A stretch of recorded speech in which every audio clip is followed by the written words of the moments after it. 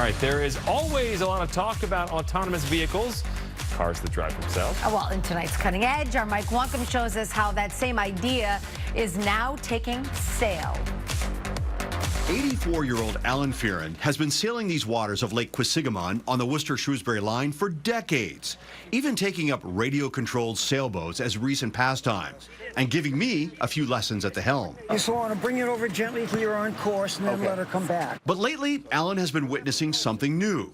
Sailboats that sail themselves. You build your own boat, you set your own software, and you try some really difficult tasks. Ken Stafford is a WPI robotics professor and also chairman of Sailbot 2018, the 12th annual gathering of schools and universities from across North America, competing to see who can build the best autonomous boat. The real test for these boats comes on the water, and of course, safety first. Now, on board, there are all kinds of electronics and mechanical devices, all to determine where the boat is going to sail, and it makes the decision what it's going to avoid hitting as well. There's a lot of practical skills, but there's also some really intellectual challenges. How to integrate the complexities of the electronics and navigation with the complexities of the wind and the water. The boats go through a variety of challenges, some lasting up to 7 hours.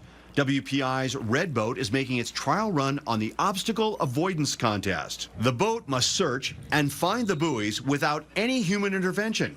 It sees these markers with a small camera on the bow, feeding information to the robotics on board.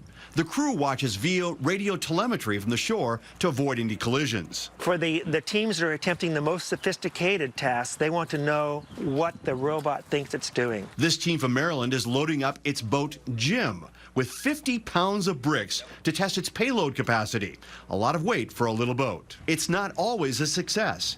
A small cable on the rudder broke and Jim had to retire. The hope is that the robotic knowledge applied here can be turned into low-cost oceanographic research vessels for pollution control and surveillance. These folks are preparing for a career that's going to take them a lot further than we can even imagine in terms of robotics. Ben just said drones, like drones in the ocean, and you said you can track hurricanes. Hurricanes, you can track pollution in the water, everything going on. So these who little won? boats that do that. Yeah. Who won? WPI. Hey. Yeah, which means they're going to be hosting it next year. So the winner gets to host it the next year. So you'll be seeing some of those boats out there Love again that. next year. That's great.